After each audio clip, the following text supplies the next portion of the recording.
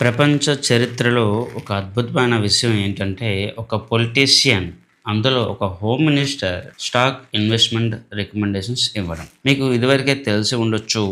మన home minister Amit Shah June ముందు stock మార్కెట్‌లో ఇన్వెస్ట్‌మెంట్ చేయండి. మార్కెట్‌లో ర్యాలీలు రాబోతాయని చెప్పడం జరిగింది. ఇక్కడ మనం గమనిస్తే ఈసారి ఎన్‌డీఏకి 400 సీట్స్ రావచ్చు, రాకపోవచ్చు అనే 2 సిట్యుయేషన్స్ మనకి తెలుస్తా ఉన్నాయి. ఒకవేళ 400 సీట్స్ వచ్చినా కూడా మార్కెట్‌లో పెద్ద ర్యాలీ అయితే ఎక్స్‌పెక్ట్ చేయడానికి లేదు. ఎందుకంటే ఆల్రెడీ మార్కెట్ గత కొన్నాళ్ళుగా ర్యాలీలో ఉంది. మోస్ట్‌లీ ఈ న్యూస్ బేస్డ్‌గానే ఆ ర్యాలీ వచ్చిందని నేను అనుకుంటా. ఎలక్షన్ రిజల్ట్ వచ్చిన తర్వాత ఒకవేళ వీళ్ళ యొక్క సీట్స్ అనేది టార్గెట్ కన్నా ఇంకా తక్కువ వచ్చో లేదా ఇంకా వరస్ట్‌గా సీట్స్ వస్తే Sensex market within a week 15%, within some time 30% వరకు కూడా మార్కెట్ క్రాష్ అయ్యే ఛాన్సెస్ ఉన్నాయి.